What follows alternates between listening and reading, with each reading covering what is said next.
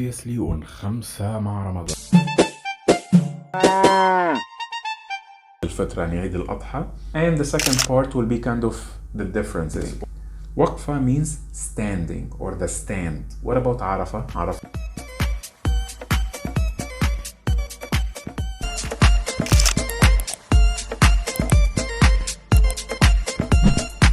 As usual, we'll try to put our phrases for today in the cultural story about Al-Hajj to make it inshallah easier for your mind to remember it later on. So, يلا بينا. لبيك اللهم لبيك لبيك لا شريك لك لبيك. طيب, let's talk now briefly about Al-Hajj or Al-Hajj as pronounced in Masry, because of course it will be way easier for you if you understand what the people are doing, saying and celebrating in those days. طيب, in case if you don't know yet, the Islamic year has a different calendar which is usually based on the lunar month. In Arabic it's called Al-Shuhur Al-Arabiya, Al-Shuhur Al-Arabiya, the Arabic month, or Al-Shuhur Al-Qamariya, Al-Shuhur Al-Qamariya, the lunar month. And Al-Hajj happens in the 9th month of this year. As you can see here, the name of this month is Dhul Hijjah. Dhul Hijjah. You can obviously see the connection because even this month used to be the month for Al-Hajj, the pilgrimage, even before Islam. You can imagine. طيب, now let's move to what do the people really do during Al-Hajj.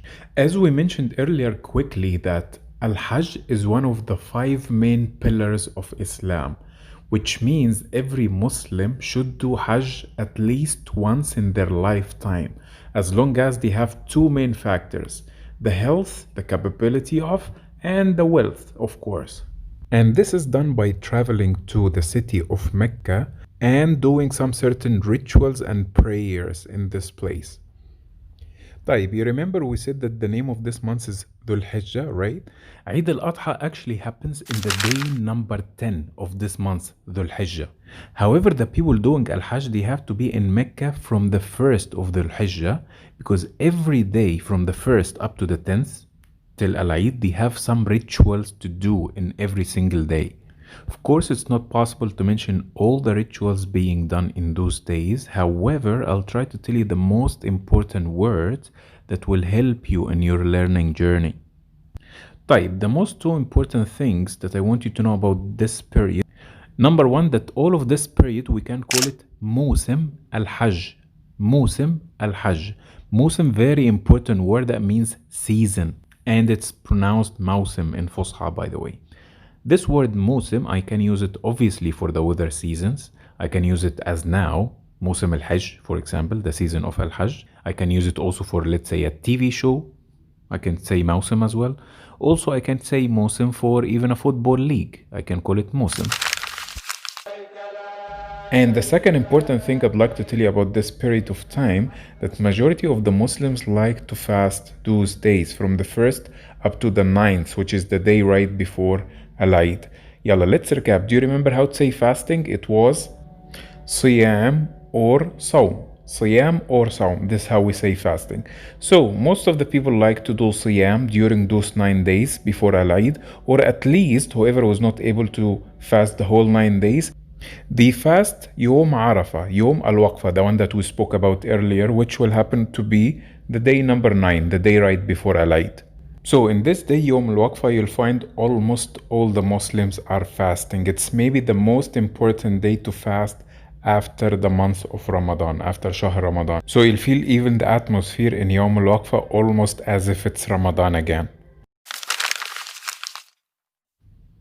طيب, since we know now that Musim al-Hajj starting from day number 1 of the month Dhul Hijjah, and we know also that Yawm al-Waqfa is the day number 9 before Al-Eid, let's come back to our original question, which is why the people call this day Al-Waqfa, the stand or the standing.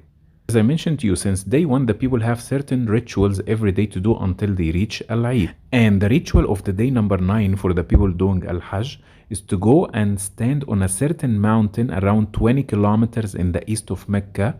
The name of this mountain is Jabal Arafah or Jabal Arafat, which is maybe considered the most important day and the most important ritual in the whole 10 days.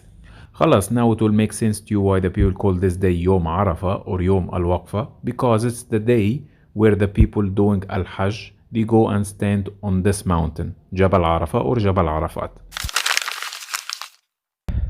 I'd like to mention to you also a very important word that everyone use, and it's related to al-Hajj, which is actually how can you call the person who's doing those rituals. We call him Hajj. Hajj. You'll tell me, we just said Hajj. Be careful, there is extra alif. So that means the rituals itself, the pilgrimage, it's called al-Hajj. And the name of the person who's doing al-Hajj is Hajj if he's a male, or Hajja if she's a female. طيب تمام, so that means the person who's doing al-Hajj, if he's a male, will be Hajj, if she's a female, will be Hajja. Masry will say it Hajj and Hagga, obviously. The thing that I want to tell you that those two words, Hajj and Hajja, can be used almost for any person that I can assume that they already did their Hajj. So for example, if I'm in the street, in the public transportation, and I see a person that they look a little bit old, I can assume that they already did their Hajj. I can call him Hajj. Or if she's a female, I call her Hajja. This is very, very common title. Even you can start using it for someone in public place, you don't know their name. So you can call them just Hajj or Hagga, Masri, or Hajj and Hajja.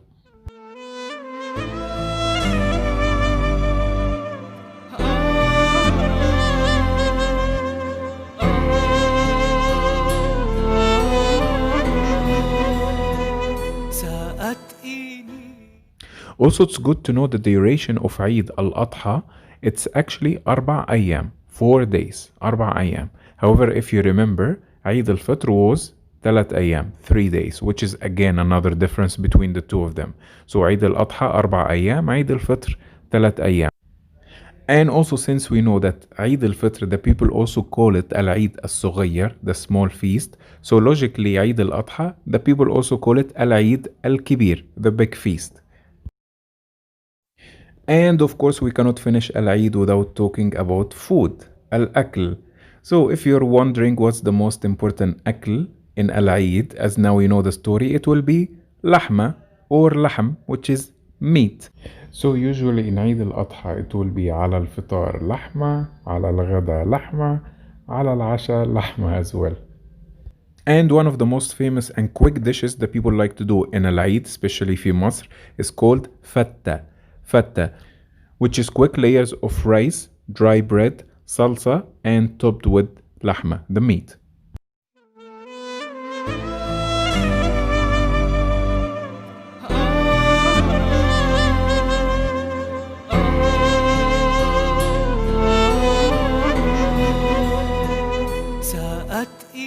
خلاص تمام, you know now briefly the rituals about Al-Hajj, because it's very, very important. Also the terminology that comes with Al-Hajj is very important in general, and even the words that we use are very important and useful for you. So yalla, as usual, let's go for مراجعة اليوم, the recap of today to refresh. First question, how to call the Muslim sacrifice feast is Eid al-Adha, Eid al-Adha, or Al-Eid al-Kibir, Al-Eid al-Kibir, the big feast. And the second question, how I call the night before Eid al-Adha, I can call it normally Laylat al-Eid, the night of al-Eid, same as Eid al-Fitr.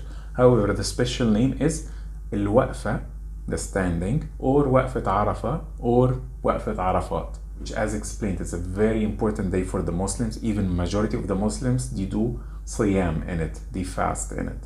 The third question in our Muraja, how we call the pilgrims in Arabic, is Al-Hajj. And related to the same word, Al-Hajj or Al-Hajj, what was the word that I can say for an old man that I assume they did their Hajj already? I can call them Hajj or Hajj, and for the old ladies it will be Hajja or Hagga, Masri. And the fifth and the final point in our Muraja for today, how many days is Eid al-Adha? Is 4 أيام, 4 days, 4 أيام.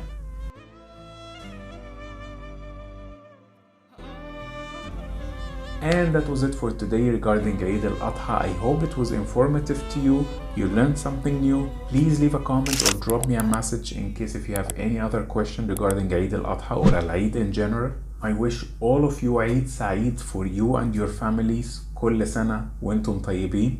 Don't forget to do something nice for today and every day. Stay awesome and always remember, Irada is our key. سلام. سنة الحياة